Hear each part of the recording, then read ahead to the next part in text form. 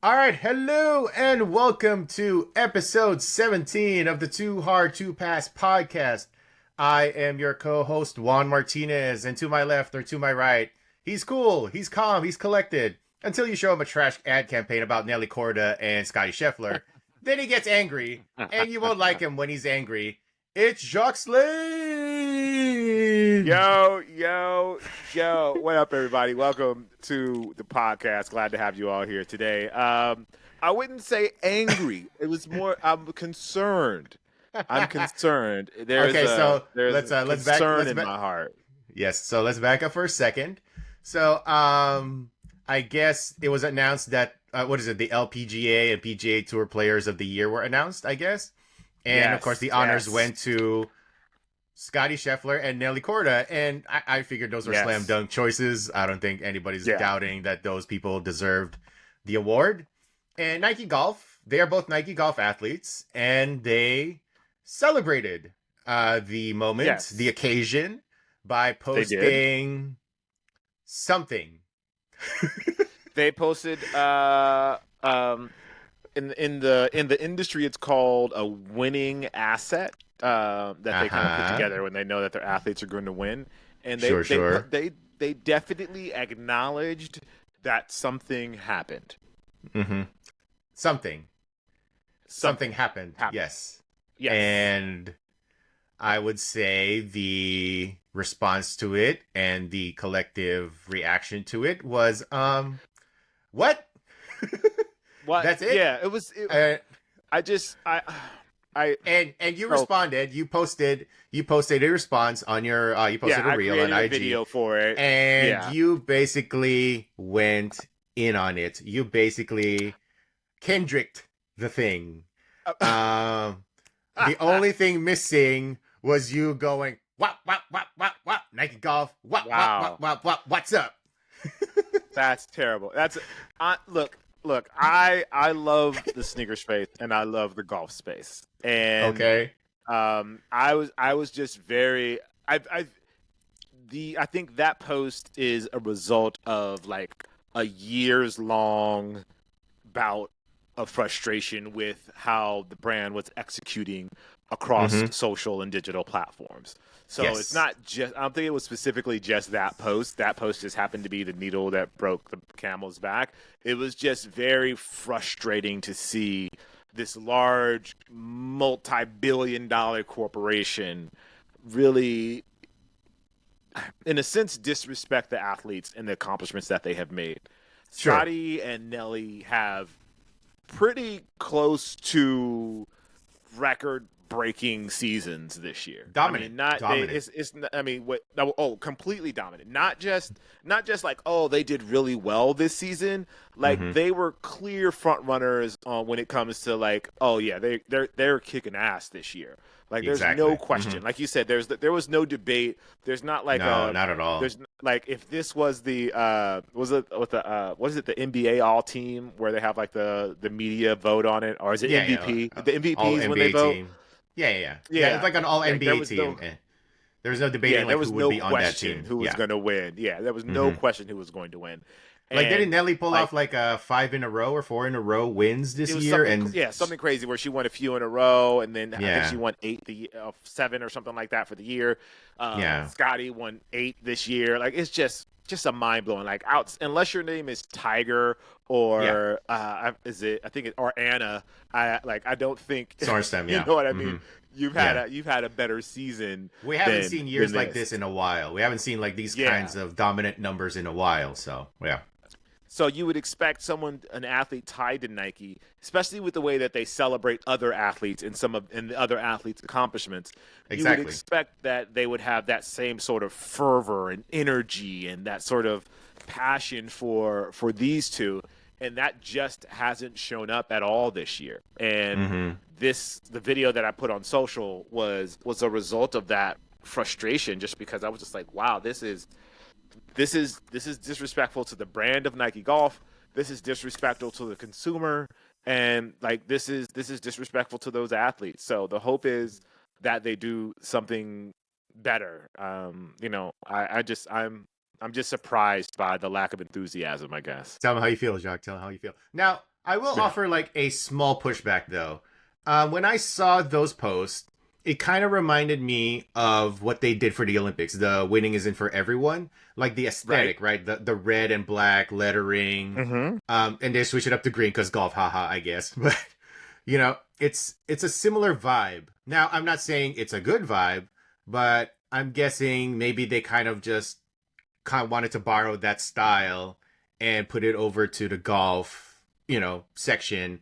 And I don't know, maybe you could say that's a little lazy. They didn't come up with something new for them. But that's just like my slight pushback is like they already have like they kind of have like their marketing campaign for, let's say, 2024 or whatever, this period of time. And they just wanted to have that like spread across all of their different parts of the brand, like, golf and whatever sport and all that. So maybe this is just them putting that into golf and injecting that kind of energy from the Olympics and like putting that into golf. Now, again, I'm not saying that was a good idea, but I'm saying that maybe that was like the intention behind it, was to get something that was like high, that people were really paying attention to. The whole winning isn't for everyone, and people kind of got like a little flustered about that and kind of had their thoughts and opinions about that particular campaign. And then they just implemented it into golf to get a similar response. Now, like I said, so what do you think about that slight pushback? I don't see it as a pushback. I think I probably should have acknowledged this in the video. I recognized where it came from, but because they haven't really been including, I think they did one post about golf with that winning isn't for everyone, or included a B-roll shot of a golfer. Like it didn't seem true to the golf message that comes from Nike, if there is a golf message that comes from Nike. Changing it to that font green like didn't make sense. Like green, like it like that just doesn't have to be. That just doesn't have, like, we get it. It's golf. Right. We golf get is it, on green. Did you want to make it white because they play a white ball? Like, what is the like? Make it make sense, I guess. In a sense. Sure. But like, I get that, and they were staying with that same visual language and cues. But even with that being in mind, when you look at that, like, it doesn't look good. Like, visually, it doesn't look good. The shot they used of Nelly, the shot they used of Scottie, they just don't look nice. Like, I don't know if it maybe it plays better for the other sports, and I'll have to go back through the archives and look at the other ones, and maybe it plays better. But like that weird Dutch angle that they used, like, it reminded me of like early 90s golf and early 2000s golf, when the cameramen used to be like super like creative with their angles, and like somebody be putting, but it'd be like at an off Dutch angle like this to the side, and you'd be like, but like, now that it just didn't make sense. Then they didn't even use the winning isn't everything. It says calm is the storm.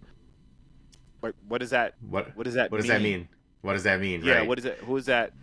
What is that? Is it in reference to Nelly, or is it in reference to Scottie? Is it in reference to both of them? Because the calm is on Nelly, but then is the storm is on Scottie. So is Scottie the storm and Nelly is the calm, or is it like, what's the connection?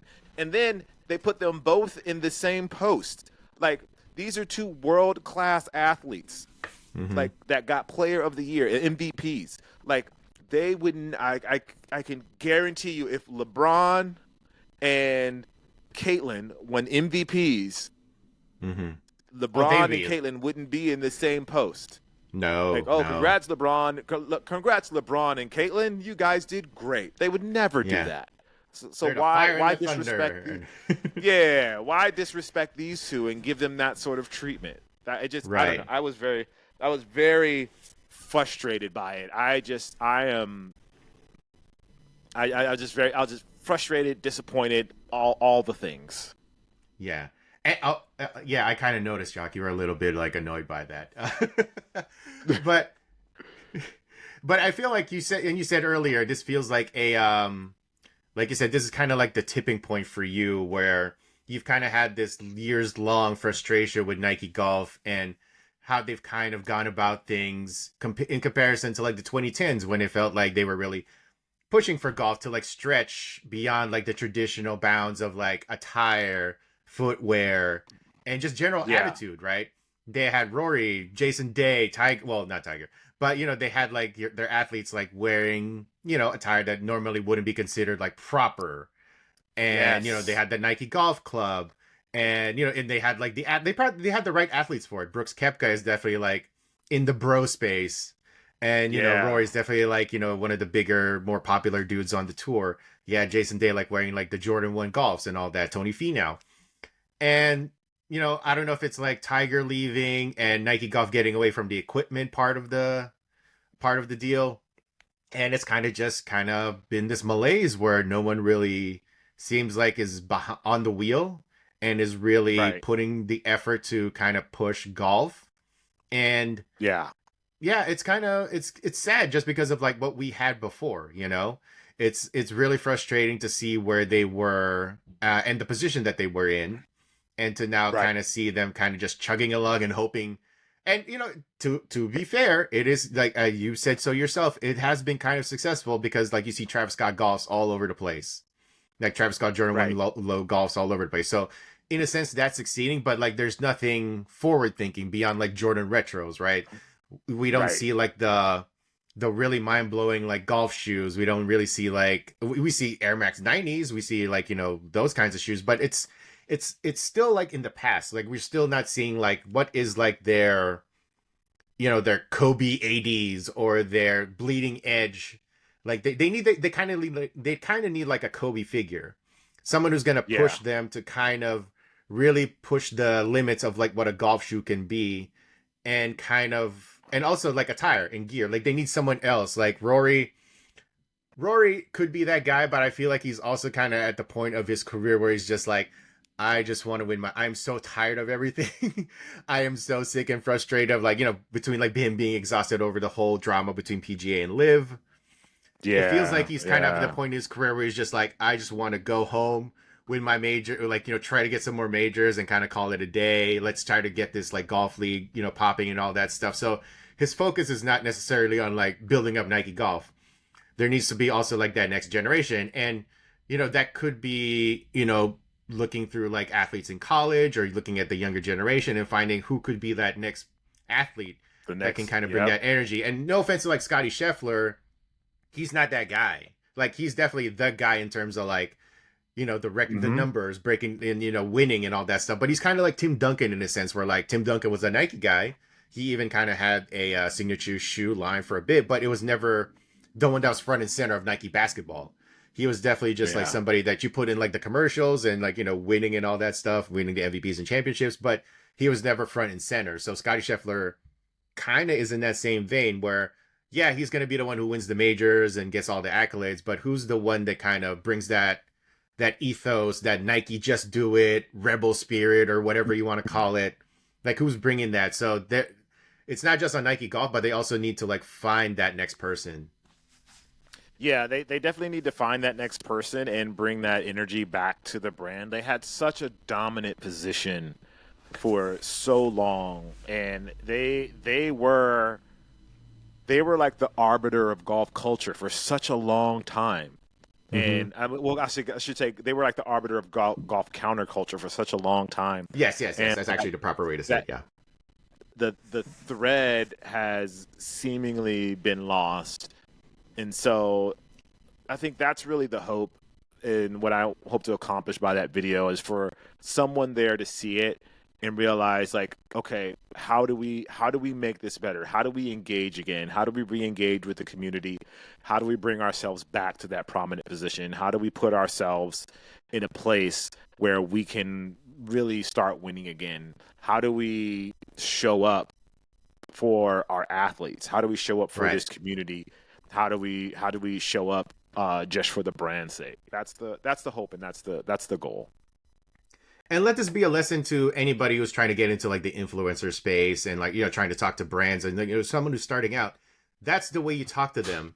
Like you offer your Yeah, critique, you offer them in a way that gets their attention, but you're not necessarily saying like blah blah blah trash blah blah blah, like cuss words and all that stuff. Like I don't know if we can cuss on this right. podcast. I Yeah, haven't yeah, really thought about yeah. that, but you're not just like bagging them for the sake of bagging them. Like you're also offering like, hey, this could be better. Like that's how you talk to brands. Like anybody who's like trying to get into this space, it's like, and you don't just kiss up. Like there's the other thing you do is you don't just kiss up. You don't just say, "Oh, this is the greatest thing ever," even when it's not. You offer your honest take on it, but also offer a way to make it better. It's not just about trashing, rage bait and all that stuff. That's not the way to get into the minds of these brands. It's the way, that's how you talk to them, by being honest and offering solutions. Now, Right. obviously, it's not everybody gets that opportunity to actually talk to these brands. And, we've both been in the position where we've been able to talk to these brands. Have they asked us our opinions about like how to make things better? So, we kind of have experience in that front. So yeah, it's just, you kind of just have to offer solutions. You have to offer like a way for this to get better, because they're not going to pay. If you're just trashing them for the sake of trashing them, they're not going to pay attention. They're just going to be like, ignore, block, delete, whatever, Right. Yeah. Yeah. And that's really the goal. Like, I know they can do better. I know they have people there way smarter than me that can do better. And I think it's just a matter of prioritizing golf in a way that makes it important to the team members there. So I don't know if that's, someone there needs to say to someone else, hey, you know what? I want you to focus more on Nike Golf and really bringing this back to its heyday, and let's build back that presence that we have there. And I think that's all you really have to do. Because there's tons of incredibly smart people there, and tons of incredibly smart people at the brand that probably have the ability and may have wanted to, and maybe they just need an outside voice saying something for them to be like, all right, you know what, we haven't been prioritizing this. Let's get this together. Because even like you mentioned, Scottie, even though Scottie is not the most charismatic guy, he is actually a pretty charismatic guy. Like, he doesn't show that a lot, but I've had the opportunity to talk to him a couple times, and he's funny, he's engaging, he's authentic. Like, you just have to market him in a way that reflects who he is. Like, what is it, the rebel spirit about him that you need to reflect? Like, what parts of Scottie can you bring out to make this more effective, as opposed to being like, oh, well, he's not the traditional in-your-face guy. Okay. Right. That's fine. So how do you build around who he is and still deliver the winning isn't for everyone ethos? Because, as even though Scottie doesn't necessarily show it, like, Scottie is about that life on the golf course. Like, he don't mess around. Oh, of like course, he knows exactly what he's doing, and everything goes. Like, he's super competitive, but you don't. He doesn't necessarily show it in the ways that you typically understand or you typically see it. So it's like, okay, find out where those moments are and how do you build upon those moments. And they're not doing that, which is, it just frustrates me to no end. And you brought that up, and I had this thought, like, and this is like a first draft kind of idea, right? But remember when Penny Hardaway first came out into the league? Like, obviously he had the game, he had the style and everything, but I think I remember reading somewhere where he wasn't necessarily the most charismatic person or anything like that. So that's why they had to have a little Penny. So maybe they bring in a little Scottie. Now that's not, they shouldn't do a 1-to-1 of like, repeating the same campaign, but maybe that's an opportunity for them to kind of bring in how they can kind of get like something out of Scheffler that, you normally wouldn't see.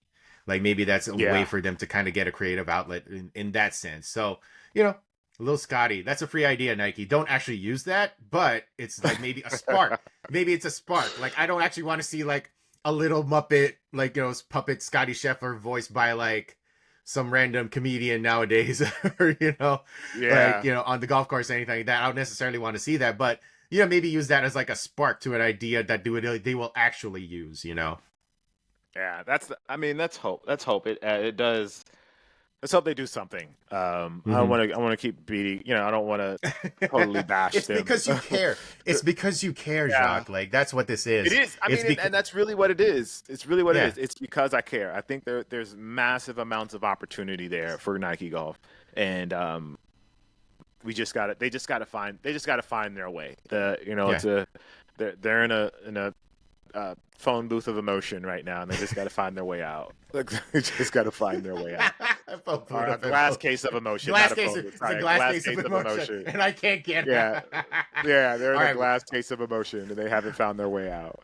All right, Ron. But yeah, no, because like I said, we remember the past of Nike Golf, like, and I know a lot of it has to do with Tiger, but when you think about the old Tiger commercials, even the simple, like, playing with the golf club, or one of my favorite random Tiger commercials was when he was out with an injury, and like all of these golfers, I think it was like Anthony Kim, Justin Leonard, and they were all like partying and like living it up and like winning tournaments and everything, and they were all happy and partying and like just living life, living the good life. And then Tiger comes back and everyone's like, oh damn, oh no, well, it was a good run while it lasted, fellas. So it's that kind of attitude. Like, we kind of, like, again, not necessarily doing something like that with Scottie, but it'd be fun if it was like something where Scheffler is that dude where everybody's like, oh man, he's like a silent assassin, like a killer. Like, he's very nice and everything. Seems to like very, very like well spoken, and like, goes out there, does about his business. But like when you talk to other golfers, maybe that could be the ad, right? Is like, oh man, but like he kind of crazy. That kind of thing. Yeah. Like behind the scenes, like this is kind of like, oh, this could be like the Netflix thing where like everybody's like, Scottie Scheffler, he's such a good guy and everything. But then like when it cuts to like when they talk on the camera, they're like, yeah, man, but he crazy, man. Like he's, I don't want to mess with him. Like he's kind of like secretly like, oh, dude, he's that guy, something like that. Something like that to kind of bring a little bit more fun into it. And not just like, hey, the calm is the storm, which again, I'm trying to figure out what that means. What is that? Yeah. Okay, let's try to break down. What does that mean? What is Nelly the calm and Scottie's the storm? But like, does that mean like Nelly doesn't have that like kind of dog in her? And are you trying to say that Scottie is not cool? Like, what are we trying to say here with that? I'm trying to figure that out too. I don't know. It's almost like. It's like a hug is a punch, and you'd be like, "Wait, what? What do you? what do you mean? What do you mean? What do you mean a hug is a punch? Like who? Like what? Who's? I mean, I don't know what it means. I don't know what it means. Calm is the storm. I guess because you're supposed to, maybe because you're supposed to stay calm and not get riled up. But when you get riled up, it's a calm way of getting riled up. So you don't get riled up. You get riled up, kind of thing. Oh, okay. It's very it's very D Wade fall down 7 times, get up 8 times kind of energy. We're like, what? What did he say? Yeah. What did they say? Yeah. I get that. Yeah. The calm is the storm. Quiet. It's like a quiet storm. Oh, okay. So we're playing R&B hits from like the 80s and 90s from like. I think so. I think so. They could have used quiet storm. But it's a calm storm. It's a quiet storm. It's a storm. It's a storm that's calm. Coming up next, Keith Sweat.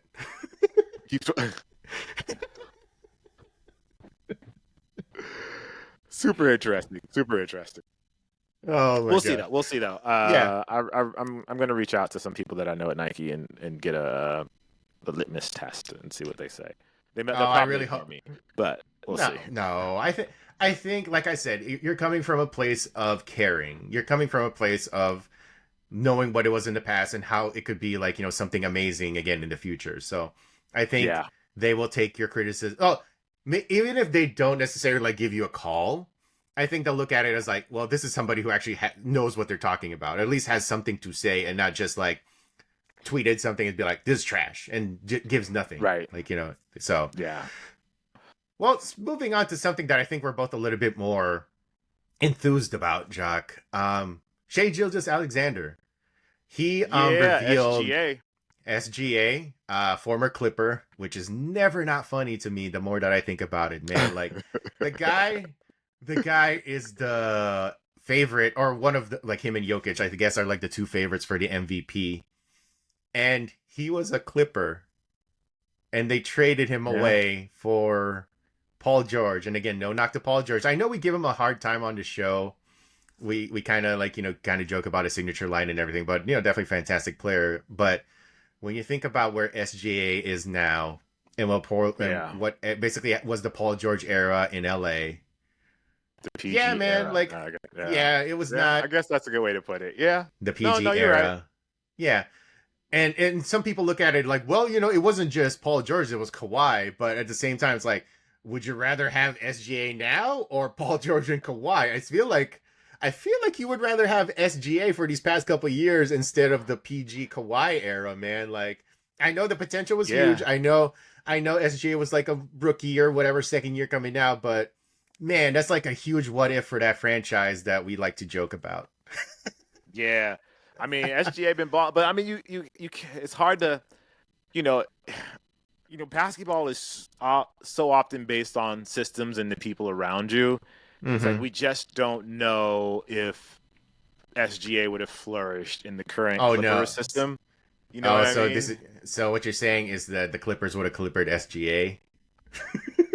I mean, I don't want to say that, but you just never know. You just never know. You know what I mean? You just never know. Right. Things break the way that they do, and that's why SGA is where he is now. So he's definitely in a system. He's definitely in a franchise that definitely has catered to him and has built a team around him that is contending for a championship, and it's probably going to win that NBA Cup like this weekend, or whenever it's happening. So again, SGA could have been a Clipper this whole time.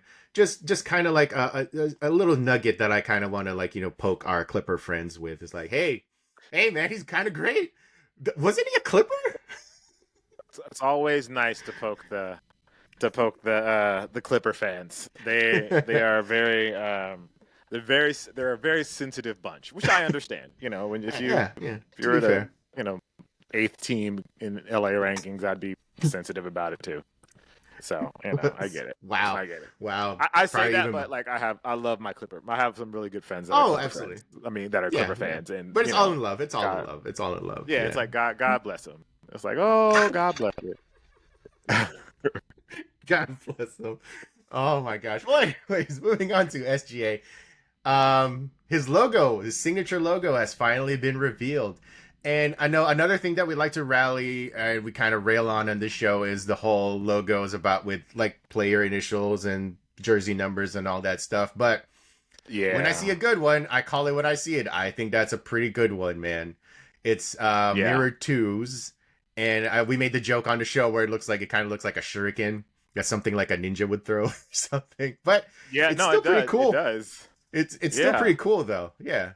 I really do like the logo, and I think it was on a pair of Chuck Taylors. I think SGA also wore like a pair of Chuck Taylors that had the logo on it. So for people who are kind of wondering what would it look like on footwear, I mean, it's a Chuck Taylor. It's obviously not going to be like the actual basketball signature shoe that he's going to wear on the court. But seeing it on an actual sneaker already, I like it. I think it's very cool. Yeah. It kind of gives me the same feeling that when I first saw the D-Rose logo, the Adidas D-Rose logo. It was like, it makes sense. And it kind of just, it really personifies what SGA is about because, he wears the number 2 and he's very much like that guy off the court, into like fashion, style and all that. So it just works. Like there are times where you just see a logo and it's really hard to like really put into words right away. But for this one, and it's kind of like this one, it was like, I like it. And I can't wait to see it on a sneaker. Yeah. I mean, it's a long logo, if that makes sense, which I do have. I think that's the only thing that I'm concerned about. And someone actually left a comment on the video that I did about it, that the logo is long. Usually logos can fit pretty neatly into a little square. Sure. And in this case, we don't really see that, which will be interesting to see how it works out when it's applied to things. Right. So I'll be interested to see that, but I'm happy that it's something that has a little more meaning to it than just a number, like a stylized number. It has like a little more depth to it, which is exciting for me, just as a sneaker guy and someone that's in this world of marketing and all those things. So it's exciting to see something that has a little more meaning to it, and that is easily translatable to an audience, so an audience can see that it's 2 twos and see the duality of it all. So that's pretty exciting for me as well. So and the fact that it was drawn by him, like he literally drew it on a napkin. You know, I had the opportunity to literally see the moment he drew it on a napkin. Like, there's a video really? of him. Yeah, it was some people that at the brand that I talked to. They showed me a video. I shouldn't say they sent it to me. They didn't send it to me. They showed it to me because they didn't want it to get out. Okay. Oh, I thought you were actually there when you saw him draw it. Oh, okay. No, I wasn't there when he drew it, but I saw the video. Like, I was inspired by. I saw Jacques Slade. He was such a huge inspiration to me, and I had to say, what could I do to kind of honor him right now? I know I'll make my signature logo right here and be like, to mirror it to. And I hope, Jacques, when you see this, I hope you'll be proud of me. Said SGA, not really, but you know. Wow, that just went off the rails just like that. Okay, so none of that is true. You did mention none of that is true. I just happened to see a video of him drawing the logo. Now, you didn't say about the logo being like the way that it's shaped, like it's more of a vertical orientation, and it kind of And you know, maybe that was like a slight critique by someone in the comment of your video. Now, when you said that, I kind of got to thinking, it's like, well, isn't it kind of designed for this era though? Because we're so into a vertical orientation nowadays. When we look at our phones, like we look at TikTok, we look at Instagram reels, like it's all vertical orientation now. So, you know, when that logo pops up on your phone, it kind of like it occupies the whole space. It's not like a jump. Well, maybe a jump man could kind of still do the same thing, but like, because it's like it's more vertical oriented. Like when you make it a a phone wallpaper, it pops it just occupies the whole phone. So I think maybe that's for what phone SGA, wallpaper that would be dope. Yeah, so maybe that's what SGA had in mind, because like a Nike swoosh, it kind of occupies like, you know, the wide screen. It's better for like a widescreen orientation, like a horizontal orientation. But you know, we're so trained now to look at video, to look at pictures, to look at everything from a vertical perspective. Maybe that's why SGA, maybe that's why he kind of had that logo in mind. Also, when he saw you. So between you and maybe looking at his phone, he thought, this is how I'm going to do it, as a tribute to Jacques Slade. Wow. Again, all lies. But it's interesting when you think about logos, like they have to be, they're usually either square-ish or rectangle-ish. It's usually more rectangle than square, just a slightly rectangle versus being completely square. I think like the Under Armour logo, I think it's almost too square, and I think that's why among other things, that's why it doesn't necessarily blend as well. But you think about like the Puma logo of the cat or of the Puma, like it's, you know, kind of long, and so it's kind of stretches to the side. The Jordan logo, it's tall, but it's also wide because it has the arms stretching out. The Nike logo is obviously more wide. The horizontal Reebok logo is horizontal. Sorry, the Reebok logo is kind of horizontal. I guess you could call that horizontal. Yeah, I think you could, like I said, like when you look at it on a phone, it fits better when you're like it's on the side, like it's a horizontal orientation. Like it looks better that way. Yeah. So like I think he has a good opportunity to do something cool with his logo and really kind of have it be his own. I was trying to think of if there's any other time that an athlete had that drew their own logo. And I think the latest, the only thing I think the Kawhi thing, but the claw thing, the claw, whether the hand or whatever they were going to call it. But I think Kawhi didn't own it or something like that. So hopefully Shai has more equity in his own logo that he created. Would you consider the old Nike TW logo more of a vertical orientation? Like, because it was basically a pin flag, right? Like, it's almost like, now that I think about it, it feels like it was almost forward thinking. Like it was so ahead of its time. Like back then it was like, oh, you know, it's nice. But like if Tiger was just like coming out today and he had that logo and you'd be like, oh, I think that makes sense. And like I said, it works well as a phone wallpaper. Like I keep coming back to that because of like, you know, how fans are, right? They like to associate with their favorite athletes, or they put it on a sticker. So yeah, I think like maybe in that sense, like Tiger's would kind of be like something similar to that. Like I think Zion's is the same way too. His signature logo, it's like it's written vertically as a Zion or something like that. Or Luka's. Yep. Well, not Luka's anymore, but like, but Zion's is okay, but it wasn't like anything. It didn't inspire the same like like the one that SGA's did. But yeah, I just think this is a good start. I feel like this is a very good start for SGA. Even though we made the joke like he's been with the brand for so long, and it's like, but I guess they've just been taking their time and like really kind of just building up momentum and kind of getting to this point. And it's hard to say that they did it wrong because man might be about to win an NBA Cup. He's probably in the one of the front runners for MVP.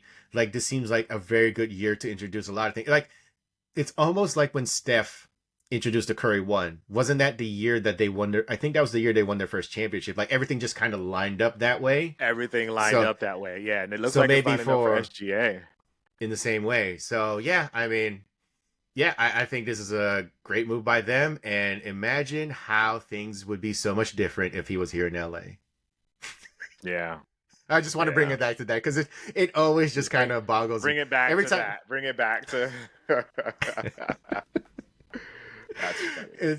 I mean, imagine the rollout. Could you imagine the rollout here in LA if like, even if he was with the Clippers, right? Imagine the rollout that Converse would have had here in the city if he was like still a Clipper, it just always comes back to that. Like, man, we could be watching every night, basically someone who's like, for the next 10 years, a legit MVP contender. And it's just, wow. It just really boggles my mind that he was here for a minute and they kind of gave him away. And it's like, oh, gave him away. I need to. This is why I need to be in the C-suite. This is the C-suite of because like you want to see who made these decisions and how they came to those decisions. But also like I don't see it as a bad decision. They just you just never know how an athlete will develop and how an athlete's going to cook later on. And Kawhi just won a championship the year before. Like it's hard to kind of argue with the trade, right? It's kind of hard. Yeah, for sure. So again, but it's still just kind of like, man, how different things would be. Imagine SGA opening the Intuit Dome, right? Like, yeah, it's just one of those like Steve Ballmer's probably like, man, like it's such a sliding doors moment where it's like, what could have happened this way or what could have happened that way. And I'm sure Ballmer watches like OKC games and is like, damn. I'm sure. I am sure. He has to. It'd be like, what could have been? What could have been? Shoulda, woulda, coulda. Yeah, exactly. Well, moving on to something that's a shoulda, woulda, coulda also, Jacques. Lonzo Ball. He's back. Lonzo. And he is back. He is playing. Oh man, okay, so this is a minor quip I have with Lonzo. Is he took the Zoe name from one of my favorite players of all time, Alonzo Mourning. And every time I hear the word Zoe, like every time I see someone call Alonzo Zoe, I'm like, oh, like a little piece of me kind of breaks. It's like, oh man, that was my guy. Alonzo Mourning was my guy. So I'm like, oh, but no knock to all of us. I mean, I think all of us loved him, Yeah. So no knock on Lonzo, especially after what he's been through. So there is a feature on ESPN where I think they talk about his like over 1,000-day like journey just to get back into the league because he's just been plagued with injuries. Has it been 1,000 days? I think that's the title of the article. It was like, let me see. Oh, here it is. I have the link.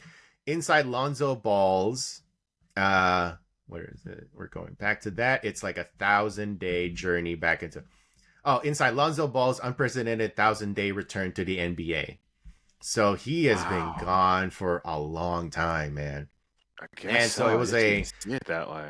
Yeah, so it's a feature written by Ramona Shelburne and Jamal Collier, and it's a really well-written piece if you want to check out like basically what Lonzo had to do just to get back.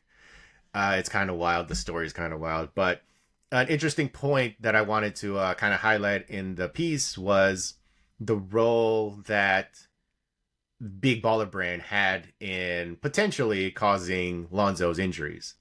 So right. Lonzo, coming out of college, he was a very high prospect, one of the most hyped prospects really in a very long time. And he was expected, like a lot of people expected he would get like a signature shoe deal or like, at least a relatively big, sneaker rookie deal. But that did not come to pass. And he ended up wearing his father's Big Baller Brand shoes. And there was the whole fallout from that. Like, it was not well produced. It was not really well designed. And, they Yeah. eventually ended up working with Skechers to kind of get it back to something that was a little bit more acceptable, but it still wasn't up to anybody's really standards. Even they were also overpriced. So, I mean, for those of us who were like really there during that era of like 2017, 2018, like the hype for the Big Baller brand was like huge, but it just came crashing down. It did Yeah. not produce. But the worst thing to come out of that whole thing was maybe Lonzo was kind of alluding to the fact that those shoes were not, up to the standards. Like it may have contributed Right. to his injuries. And, the article doesn't really go into like Lonzo blaming his dad. I don't think there's anything necessarily like, anything, there's no ill will or anything like that. But, it just kind of goes to show you that I hate my this dad. is, yeah, it kind of just goes to show you, like, like I said, another sliding doors moment, right? What if Lonzo had signed with Adidas, which it seemed like was going to be Yeah. the case because coming out of high school, he was wearing Adidas. And maybe there was an assumption that he would go with Adidas, but maybe, negotiations broke down and everything. And LeVar saw it as an opportunity to kind of, hype up Big Baller Brand by having his son wear the shoes. So, it's just those different things. And yeah, man, like it just, Big Baller Brand just kind of is one of those like big kind of, I can't believe this. We went through this era. We This kind of went era, through this. yeah, it was a Yeah, moment. like with like Yeah. LaMelo all in Jello and all that stuff, and like now Lonzo is back, and he's trying to get back. Like he's not. It's gonna be a while to kind of see if he can regain the form that he had. Like I remember Yeah. when he first got to the Bulls, I think the Bulls were actually doing pretty well, but then he got injured and everything kind of went to the way they did. So it's just good to see him back on the court. And then I think he's wearing like Nikes now, so I think you know things just kind of happen that way. And yeah, I know Happen it's that just one way. of Yeah, those. it'll be Yeah, great. It'll be great to yeah, see him back on the court. Obviously there's a lot of hype around him, and we've seen what he's able to do on the court. So to get him back out there, I think that's the thing number one. As far as BBB goes, like I understand what LeVar was trying to do. Like the I think we all intent do. Yeah. LeVar had for his sons and to create a legacy and to build something.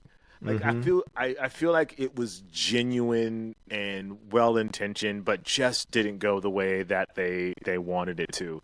Um, they Big Baller Brand was a moment, and could have been like I could imagine a future where Big Baller Brand was a thing, or a world where Mm-hmm. Big Baller Brand was a Absolutely. thing. Mm-hmm. They could have really impacted the market in a very special way, but unfortunately, you know, you you can't skimp on quality when you're making that sort of move, Mm-hmm. especially for players at that level.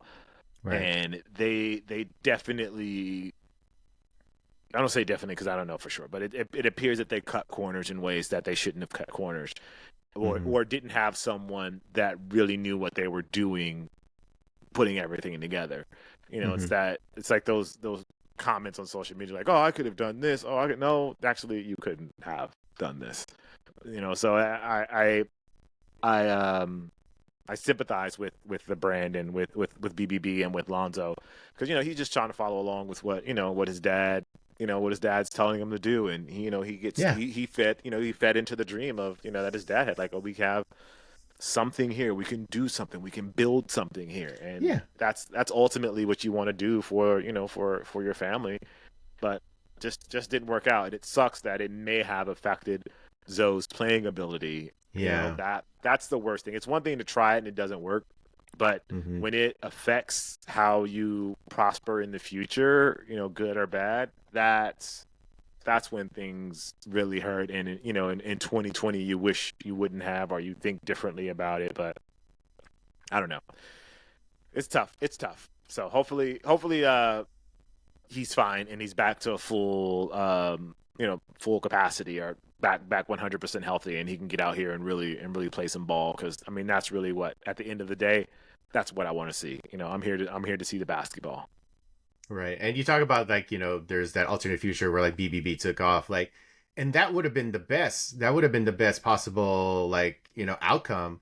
Like Yeah. Lonzo signing with a brand, like signing, if he had signed with Adidas, it'd be fine. Like it wouldn't be like, maybe he turns out to be like, the transcendent star that, his father hyped him up to be. But in terms of like long term and like, like you said, building a legacy for your family, if Lonzo had become the player that he was hyped up to be, and BBB was also like, actually a serviceable basketball shoe, that would have been the best possible outcome. Like it would have been huge for for generations to come. Like it would have been huge for the Ball family to really build that up. And maybe LaMelo doesn't sign with Puma. Like there's so many different like, alternatives. There's so many different outcomes. Yeah. Because if he signs with Adidas, do we still see Anthony Edwards? Does he take the AE budget? Is it exactly. It's weird. Yeah, it's an interesting. It's a lot of like things to think about, and it's a shame because like BBB really seemed like they skimped out on the production side of it, like the quality, like they cut corners, and it also didn't help that they priced it the way that they did. It was like $400-$500 like basketball shoes, and it was like out the gate, and it's like, and I think if it was okay, so. Do you think things would be different if the shoes were actually worth? It's hard to say like any basketball shoe is ever going to be worth $400-$500, but if the performance was solid and the design was great, like, do you think people would still be like, "Oh man, that's still too much though," for a new brand starting out? If they were good. If they were good, right? If the shoes were good and performed well on the court, I think we'd be having a different conversation. 100%. Mm-hmm. If people got the shoes and were like, this is legit, we would be having a completely different conversation. Right. Yeah, I think so. I think so too. It would still be a lot of money for a lot of people, obviously, because it's $400-$500. Yeah. But at the same time, like maybe we're living in a future where like we're living in now where it's like like we've established like a different class of basketball shoe where like where it's actually acceptable to charge $400-$500 for top of the line performance basketball shoes. Like we could actually be living in that alternate reality where that's actually a thing, and we would actually have LeVar to thank for it. There's a lot of sliding doors. Lot of like alternate future talk in this episode, huh? About like what could have happened if, like what if and everything. So what if, yeah. So that was that, and I guess we'll do another one. Well, this is not actually a what if, but we are going to now move on to everybody's favorite part of the show. The show. What if we did a Big Baller Brand Sneaker Mount Rushmore Plus, Jacques? Let me start Googling because I don't know. I can't. I just thought it was a fun bit to think about. I was like, wait, what if we did that? Okay, so let's make this hard on ourselves, right?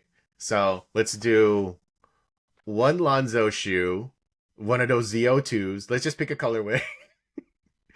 One Jello shoe, because I there might be 10 Jello shoes now because it's the only one still at BBB. One of those LeVar shoes, like those foam runner knockoffs, those luxury shoe kind of Alexander McQueen looking shoes. Yeah. And then just for fun, one of LaMelo's Pumas, and then a wild card. Just like it's kind of. Do they still make I'm looking at their website now. Well, didn't BBB just kind of have like a Black Friday sale, man? Like I remember that ad. We did a bit on it like last week or 2 weeks ago or something. There's so many shoes on this website that they sell. I did not realize that. They're still going, man. They are still going.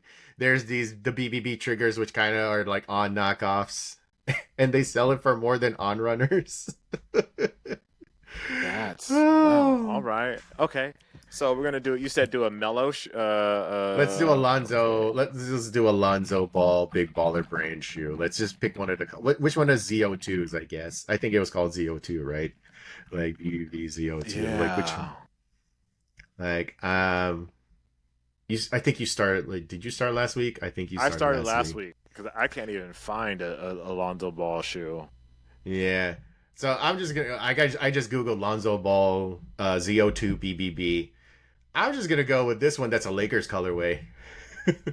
Yeah, and I'll go. I'll go with the black version of that, the Z02, which I Prime. think are the only two ones. Yeah. So you go with the Z02 Prime, and I'll go with that Laker colorway run. All right. So next up, let's go with the Jello BBB. Wow. Wow. Right, Jello Ball. All right. So his BBB G3 Lux actually looks pretty cool. Yeah. I mean, here's the thing, right? If you put a swoosh on it, people will be like, "Oh, okay, interesting," right? Yeah.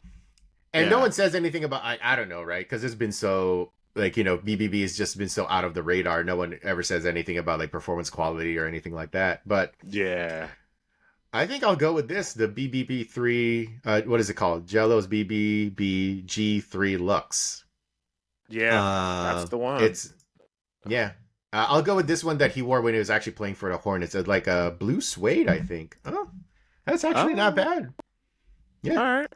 Yeah, I'm looking at it. It's like a solid blue. I'll go with the USA one, the Patriots colorway. It's called Patriots? It's called Patriots. Wow. All right, so let's move on to a LeVar. Basically anything that's on the BBB website. You know what? I'm just going to go with those on-runner knockoffs, the triggers.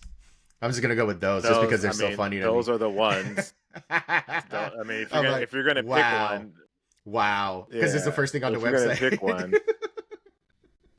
I'm gonna go with the. This is the BBB Classics. They have a classics selection apparently. No, they have a classics selection on their website. Oh, okay. I'm gonna go with the BBB Classic Whites. They're $350 lifestyle white shoes. They say BBB on the side. Oh, they're on sale though, Jacques. Like maybe we should buy a pair. Like it was originally $650. They're originally yes, but $695. I'm here to bring our listeners deals.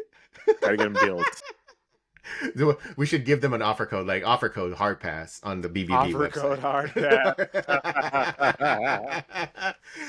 Oh my goodness! Wow, that's so good. That's hilarious. Yeah, so we're gonna go with that. So that's your pick for LeVar's. Yeah. For LaMelo, we're gonna give LaMelo some levity here. So we're just gonna go with one of his Pumas. You know what? I'm gonna go with what is it called? The La France, the lifestyle. Yeah, I'm gonna go with that one. The red one. The red one that I saw when I was at your studio. Like I actually thought those were pretty neat. Yeah, so I'm gonna go with that one for my LaMelo Puma shoe. All right, I'm going to go with the MB04, but I'm going to go with the Scooby-Doo colorway just because I like Scooby-Doo. So I thought those were super cool. Yeah. So, I mean, I know these are not for us. Like, the Puma LaMelo Ball line is not for us. And I know there's a lot of complaints like it's the same shoe. I'm like, yes and no. Like, there's a lot of similarities, but at the same time, like, again, it's not for us, man. Like this is for that younger generation that likes the wild colors. And we had our phase too when we were all into like the wild colors and everything. I would imagine if I was like a teenager now and I was seeing like LaMelo Ball was like one of my favorite players, I would definitely like buy pairs of these. Oh yeah. So these definitely fit the bill in that regard. Like, I mean, look at the foams people were wearing. Like we have nothing to say. Yeah. Like, we have nothing to say. The nerve of us to really like complain, right? We have no position of standing in that regard. It's like, all right, Grandpa, like you wore foams, right. You have no standing. I've seen the Weatherman foams, Grandpa. Calm down. Like, calm down, fam. I know what you were wearing outside, Grandpa, because you posted it on Instagram. Right. Flexing. That is gonna be such a thing like years from now when we have like, our kids, our grandkids, and they're gonna be like, and we don't delete our posts. They're gonna be, and we start criticizing them in the way that they wore. They'd be like, "Oh, really, Grandpa? Let's see. On like July 17th, 2015, you wore these on your birthday. Right. how dare you say like my, whatever shoe is like something, you shouldn't be caught outside wearing. Right. And you got like 100 likes, so people were into it too. So nah, don't say it. You have leave my lamellos alone. Yeah, leave my lamellos alone. Yeah. That's a good one. All right, so for our wild card, I guess we kind of just go with whatever we can find out. Like, so I just Googled like Lonzo Ball Kobe shoes, and he wore some Bruce Lee alternates. So I'm just gonna go with that. Okay. Yeah, he wore the Bruce Lee alternates, and I like those, so I'm just gonna go with that as my wild card for big baller, the Ball family. That's a good one. Mount Rushmore. Okay, let me see what else Lonzo wore. I know, right? Let's find like Oh, he wore. Did he wear Kobe 4s? No, that's not Kobe 4s. Did he wear Kobe 4s? Seems like he may. Here. He wore the Jordan. He wore the undefeateds. He wore Kobe 4 undefeateds. Okay, so there you go. That's one for me. Okay, well that's a good one too. Seeing, like while I'm doing this Google search, I keep seeing things like the headline of like Nike of Lakers think Lonzo's shoes are the reason why he got hurt. NBA star Lonzo Ball had to change controversial $500 sneakers. Oh, it's just all right. All right.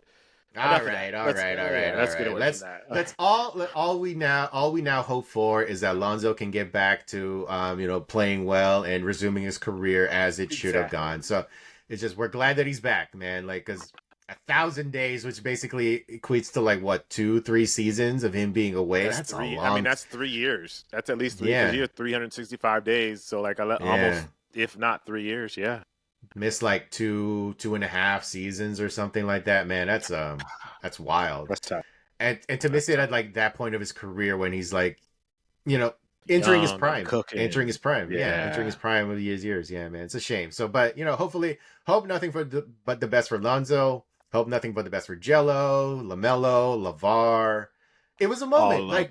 I think now when we think about like the insanity of the past several years, I think we should look back fondly on the BBB era. Like, yeah, it was almost like I look fondly back at it. I mean, it was a moment, and it had the world locked. Yeah, so it's exactly cool. Right. Like the culture was locked in to what BBB was doing and what LeVar was doing. I mean, he was on ESPN. He was all over the place. He elevated was on his Monday Night Raw, man. I remember when he was on Monday Night Raw I think it was like even the first time like Lonzo actually was at Staples Center, and it was like, wait a minute, are we actually like introducing Lonzo Ball, the Lakers? What was he? Was he like the second or third overall draft pick? And we're introducing him on a wrestling show. And I'm like, what is life? It's wild. And his dad was doing like wild stuff on the show, and I'm like, wow, what are we doing? Again, now I look back on that time. And maybe there was part of it where I was like maybe annoyed sometimes or whatever, like, come on, like calm down, LeVar and everything. But now I look at it like fondly, like, simpler times. Simpler times, yeah. Like take us back to that time, right? Simpler times for sure. Yeah, man. So let that be a lesson to everybody. Like we should all look back at the BBB era fondly. Now that we know everything that's happened since, let's go back. Yeah, let's think fondly on LeVar and the BBB gang. Anyway. Yeah. Anyway, so that was it for episode 17 of the Too Hard to Pass podcast. Thank you again for watching, listening. Leave the likes, the comments, subscribe. Leave the 5-star ratings on the Spotify's and the Apple Podcasts. Greatly appreciate that. Leave a review if you want. That would also really, really help. Greatly appreciate that. So, 100%. If you have questions or anything like that, you want to get on the next time we do a mailbag, who knows when that'll be, you can send it to toohardtopasspodcast@gmail.com. That's the number 2. So, toohardtopasspodcast@gmail.com. So, yeah. Again, I am Juan Martinez. You can find me on the internet on Easyville. I think just mostly on Instagram. But also, Too Hard to Pass also has like an Instagram account. It has a TikTok while TikTok is still around. Who knows what's going to happen with that in a couple weeks. Right. True. We should probably start a Blue Sky. We should try to get our skeets on pause. Skeet. Anyways, Jacques. I am Jacques Slade. As always, thank you guys for listening to the podcast. We appreciate you. This show is a lot of fun to create, and you guys make it all worth it when you listen and leave comments and respond and likes and hearts and shares and all of that stuff. It means a lot to us. So we appreciate you. Thank you, and we will see you next week on the Too Hard to Pass podcast. Peace. We out.